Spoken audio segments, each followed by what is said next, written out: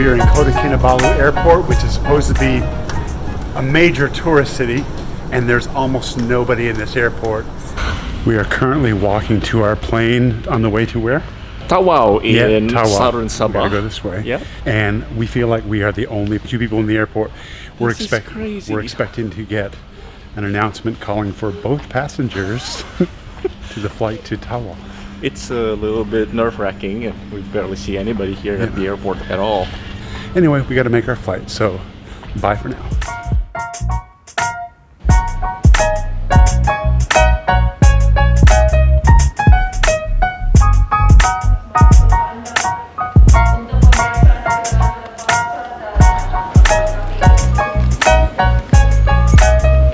Hello. Thank you.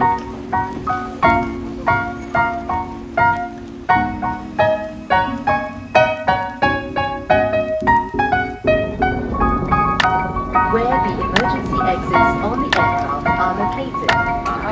They are being pointed out to you now. Ladies and gentlemen, we have landed at our airport. Finally arrived at Tawau Airport. We got to get our ride now. We have to find the person that's taking us about an hour and a half to our hotel. Good luck with that. We walked into the airport. They were holding up like it looked like a speed gun, but it was actually a temperature check because I asked them, I was actually going to walk and go like this. Just to see if he'd say you're going too slow or something like that. But they're actually pointing a gun at us, and I think it was to measure the temperatures of the people that were coming in. So coronavirus, I guess that's what they're looking for.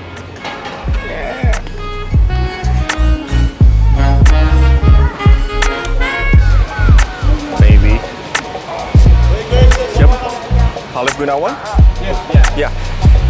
To Semporna, right? Yeah. Go ahead, Michael.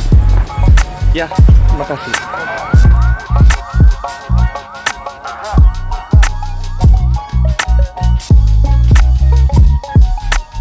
Good morning from the city of Semporna in southern Sabah. We arrived here last night. We got in about 8:30, got in a car, drove for an hour through very, very dark roads, and finally ended up in Semporna. And today we are at a place called, what is it called? Bukit Tengkorak. Bukit Tengkorak. Skull Hill. Skull Hill, and we have a bit of a hike. Yeah, this is like basically a archaeological site with a museum and a panoramic view over the bay. So we wore our nice white shirts today to keep the sun from beating, well, it's beating down on us anyway. Yeah. But to keep it from being as hot as it could be. And we're going to take a hike up a hill. Yep, let's get it started. You got hay degrees here? Not supposed to. Alright, we're gonna start the hike, and we actually started a little bit later than I would like, because now it's about, I guess, 10 o'clock in the morning, but better late than never, I suppose. Two things that I read about this hike is, number one, be careful with the steps, because sometimes they're missing, some missing planks. So you have to be careful not to trip over. And number two, there's about 600 steps going up.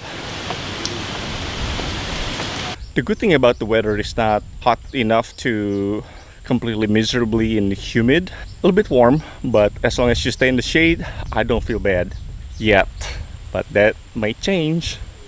And Michael loves his stair workout. I don't. Actually, I see the top of the hill right here. You see how that looks like a destination or some sort? Yep, that's it. And there's a reason why there are shelters all the way up, because the sun can be pretty brutal here, so we need some kind of break, and you get really beautiful view on the background while you're just resting in the shelter. Taking a little break here, but the view is absolutely gorgeous. It's just kind of like a teaser of what this area is all about, which is the ocean. That's why some of the best diving spots in the world is in this area. Just spoiler alert, we're gonna be in one of them. This is so pretty. Like, you can see all the blue water and turquoise water, and it is so inviting. I wish we go diving today, but we're not. We're just climbing up the hill now. How are you feeling? Good, it's not that bad. It's hot, but it's windy too, so. I think that's the end of it. That wasn't bad at all. I think this is the very top of the hill, at least as far as the shelter goes. The panoramic view of the surrounding area and peninsula here, absolutely gorgeous. And you can really see far out, and it's a good thing is a good day because it is very, very pretty. I mean, look at that. So worth going up for? It's nice up here. Really nice view.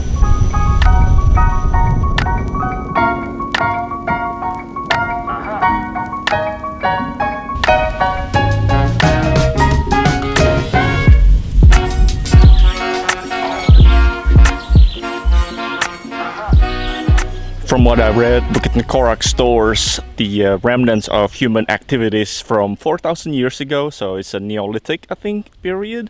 So they're still actively digging here, just try to recover more and more evidence. And on top here, they have a trail that's surrounding the area where they're digging and found all of these remnants.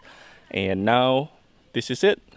This is the top of the hill where they found all of these tengkorak and skulls.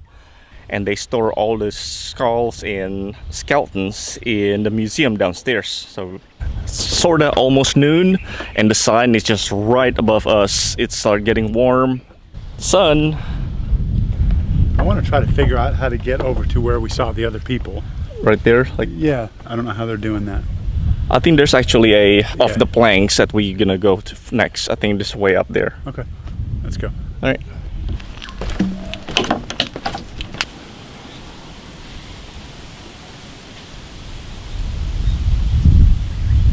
We're definitely in the middle of this field and try to not to step on any skeletons or anything, but oh, it's opening up. People. Trash. It just goes the other way around to the other stairs. It's impressive though, it's some huge boulders. We made it back down to the parking lot, and we're going to do the second part of the visit, which is the museum. I hope it's air conditioned. Yes, absolutely. It's like getting hot here for sure. Take off the shoes. I assume that's where it goes.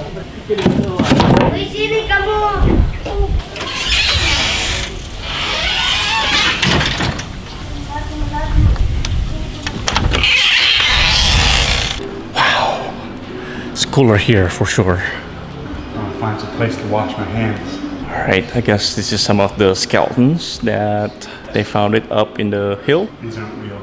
Oh, they're not? Never mind. It's a replica of the skulls that they found up in the hill.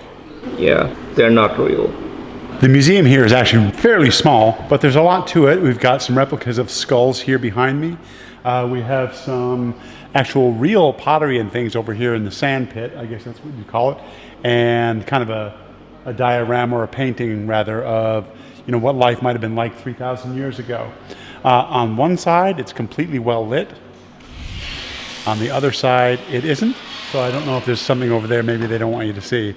We tried flicking all the switches here, but neither the fans nor the lights would come on. But it's actually not a bad museum. If you can see it, just use your light from your phone, I guess. I guess they keep it cool and calm here, so they didn't even have lights. Can't really see anything. This is where the skeletons are stored. It's a little bit dark, so you can't really see much, but we get about 6 different sets of skeletons that were found in about 1,000 years ago. No, that's not true.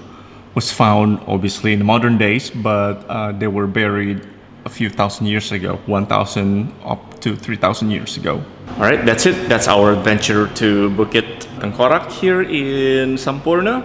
And it is not a big site, so you could definitely do it within, I guess, really an hour. Just go up and down, and there's a museum. It's a good morning thing in Semporna. Here we are in the Summer Breeze Cafe in Semporna, talking about our worries and travel plan changes due to coronavirus. It has not been easy. No, it's been a bit chaotic. Every single day we discuss and project and try to make a decision, which is almost impossible. We play day by day, I suppose. But in the meantime, enjoy my popsicle. In the midst of this beautiful view, It was hard to imagine that our normal life, and everyone else's, was about to change forever. But at least for today, our life continued as normal in Semporna. Yeah, but for now, just only. Man, well, we have some too. We're not. Later that night, while we were updating our current situation and posting our video in real time, come up against a few travel restrictions, I guess, or we think we will anyway. The Malaysian government announced the country's lockdown within the next 48 hours. We had to act really fast and decide really quickly what we were going to do next.